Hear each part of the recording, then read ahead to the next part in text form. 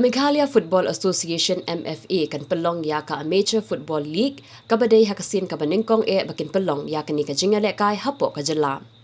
Kathong jong ka MFA ban Pynlong da ka Amateur Football League kadai kum shibenta ban kintiu ya ka Jylla Meghalaya Football haman la kishnong ha ka Jylla Meghalaya. Habai kra mikila pathai Khubor u treasurer ka MFA ubawan shan kharkrang ulaong. Kani ka Jylla Meghalaya kan sedang hau benai jeliu mentakasnem ha ka ba arpau tili ki team ken yakun. Uba kharkrang ulaong kajaka ban Pynlong yakni ka Amateur Football League kan long hamadan maulai sai nihu. Kini ki arpau tili ki kinhun ban Jylla Meghalaya kide ki bempat tebet bha lani ki bempat ju pendrung kerteng ha kinu ki club. Kinyo ban shimata ha kini ka Jylla Meghalaya laong uba kharkrang. One year quite a few namta ka Meghalaya Football Association ha kini ka kanti ka pementangi kuat ban pentip lembaga patai Khubor jong pi ba mentau snem ni dan ke jitu ban sang kata ka amateur league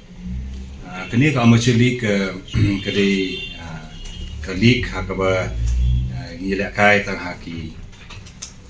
kutayo amde sing poya but ha kini ka amateur league ki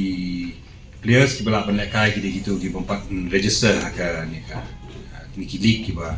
recognize daga MFA kasulong ba sibenta kaliban ai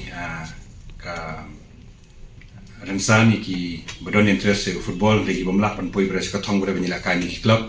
nomor bonsin hi ni shamba ka jingtmu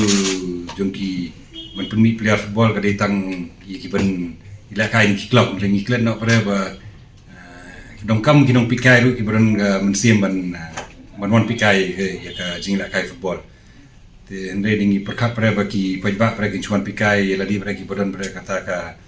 jing standard dan ka jing ya ka Jylla Meghalaya dingi ai pada ki kita kan san pada ki Jylla Meghalaya semua bahang syong no mo te ngamot ngatrai kamnum poi syagat thong ka bangi thumuhi ban ra bia ya ka nam ka football ni ka state jungi kendian dengan perpai khamat epi syaga Kerala kabla longka job yang Santosh Trophy menakani ba pinda pedlu ya ISL lu kala bahai ka I League lu kala bahai pimi ki team ki ba pois lu final andai ka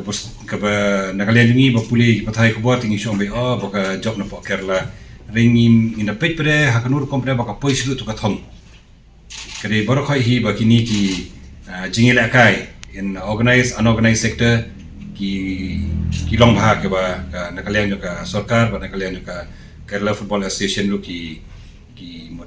ai ya kata ka importance kan